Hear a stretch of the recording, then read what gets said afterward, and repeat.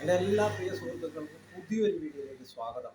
അപ്പോൾ ഇന്ന് ഞാൻ നിങ്ങളെ പരിചയപ്പെടുത്താൻ പോകുന്നത് നമ്മുടെ യൂണിക്കോൺ, അതായത് BS4 വണ്ടിയുടെ കാർബേറ്റർ സംബന്ധമായിട്ടുള്ള വിഷയമാണ്.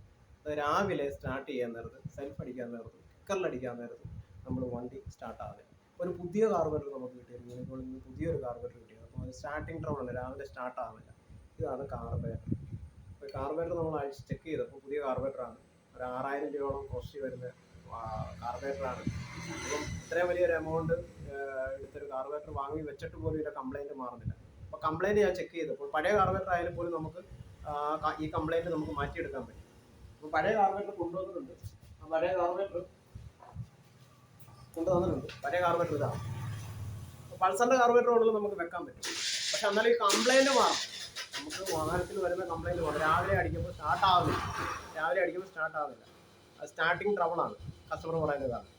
നമ്മൾ നോക്കിയപ്പം ഈ സ്പ്രിംഗ് ഉണ്ടല്ലോ, വാക്കൺ പിസ്റ്റൻ്റെ സ്പ്രിങ്ങിന് നീളം കൂടുതലാണ്. ഒരു 12 സെൻറ്റിമീറ്റർ നീളമാവും ഈ സ്പ്രിങ്. അപ്പോൾ അളന്ന് പോകും, സ്പ്രിങ്ങിൻ്റെ അളന്ന് പോകും. സ്പ്രിങ് എടുത്ത് അളന്ന് പോകും. 12 സെൻറ്റിമീറ്ററാണ് നീളം.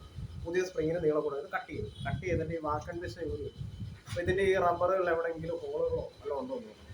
ഹോളുകളുണ്ടെങ്കിൽ സ്റ്റാർട്ടിംഗ് ട്രബിൾ ഉണ്ടാവും, വലിക്കത്തില്ല, വണ്ടി റേസ് ആകത്തില്ല, അങ്ങനെയൊക്കെ പല വിഷയങ്ങളുണ്ട്.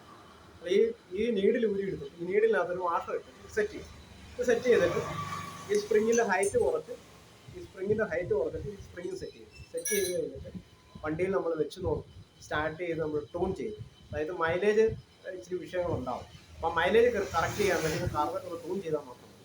പുതിയ കാർബേറ്റർ ആയാലും പഴയ കാർബേറ്റർ ആയാലും നമുക്കത് ചെയ്ത് വിജയിപ്പിക്കാൻ പറ്റും.